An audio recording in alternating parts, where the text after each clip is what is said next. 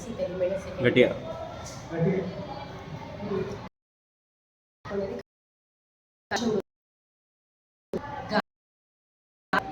నీరు మనం తీసుకోవడం జరుగుతుంది. ఎలా జరుగుతుందంటే ముఖ్యంగా అనేది ముఖ్యం. మన గాలి నీరు అన్నది చాలా మెయిన్ కాబట్టి ఈ అంటే ఇప్పుడు ఫ్యాక్టరీస్ పెడతారు కదా, ఆ వెలువడేటటువంటి ఎలా ఉంటుందంటే కార్బన్ డైఆక్సైడ్తో కూడినటువంటిది. ఇంకా మన గాలి ఎంత ఉంటుంది 100%, దాంట్లో 78% నైట్రోజనే ఉంటుంది, కానీ గాలి అనేది ఆక్సిజన్ 27% మాత్రమే ఉంటుంది. దీనిలో మనము ఈ గాలి పీల్చుకోవడం వల్ల ఏమవుతుందంటే లంగ్స్ పై వల్ల క్యాన్సర్కి గురి.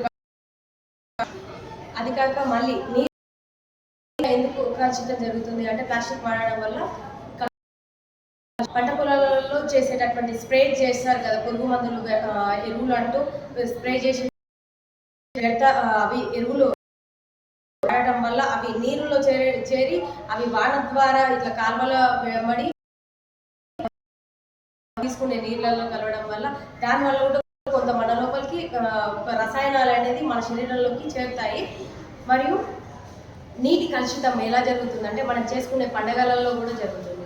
వినాయక చవితి అని మనం ఎంతో గ్రాండ్గా చేసుకుంటాం, కానీ అది ప్రతి ఇంటికి ఒక వినాయకుడిని పెట్టడం వల్ల ప్రతి గల్లీలో ఇప్పుడు ప్రతిసారి ఒక్కొక్క కొంచెం ఒక అడుగు పెంచుతూ వినాయకుని విగ్రహాన్ని పెంచడం కాదు, ఎలా మనం పెంచుకుని ఉన్న విగ్రహాన్ని పెంచడం కాదు, భక్తిని పెంచుకోండి. కానీ ఈ కలుషితం జరుగుతుంది. ఎలా జరుగుతుందంటే మీరు కొంచెం పెంచే కొద్దీ, విగ్రహాన్ని పెంచే కొద్దీ కలుషితం కూడా అలా పెరిగిపోతుంది. ఒక్కొక్క గలీలో ఇప్పుడు 10-20 పెడుతున్నారు కదా, అది నీటిలో వేయడం వల్ల ఏమవుతుందంటే దాంట్లో ఉండే కెమికల్స్ అన్నీ మన నీటిలో మొత్తం స్ప్రెడ్ అయిపోయి చేపలు, చిన్న చేపలు ఉంటాయి కదా, వాటి నోట్లలోకి వెళ్ళి తినడం.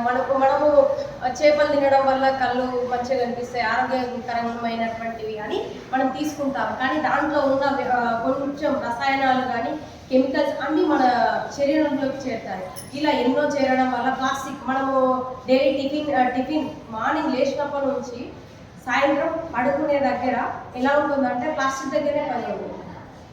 దాన్ని ప్లాస్టిక్ యూజ్ చేయకుండా టిఫిన్ని చేసుకునేటప్పుడు మన ఇంట్లో తీసుకోకపోయినా పర్లేదు, బయట ఎక్కడ తీసుకున్నా హోటల్స్లలో కొన్ని హోటల్స్లలో సాంప్రదాయబద్ధంగా కొన్ని అరటాకుల దగ్గర కానీ అలా తినడం వల్ల ఏం జరుగుతుందంటే మన ఆరోగ్యమే కాకుండా కొంచెం ఏదైనా కెమికల్ అన్నీ మన శరీరంలోకి రాకుండా చూసుకుంటుంది. ఆకులు కానీ అలాంటివి తినడం వల్ల స్టీల్ వాడాలంటే ప్లాస్టిక్ వాడకండి. ప్లాస్టిక్ వాడడం వల్ల ఏమవుతుందంటే ప్లాస్టిక్ చిన్న మెటీరియల్ వైజ్గా మనం కవర్లలో టిఫిన్ తీసుకొస్తాం కదా, ఆ ఎంత అది సైజు చిన్న ఉన్నా పర్లేదు, అది మన నోట్లోకి వెళ్ళడం వల్ల ఏమవుతుందంటే క్యాన్సర్కి గురి చేస్తుంది అన్నట్టు. క్యాన్సర్ రావడం చనిపోవడం. అంటే క్యాన్సర్కి మనకు ఇప్పుడైతే ఎలాంటి ట్రీట్మెంట్ అయితే మన భారతదేశంలో అయితే లేదు.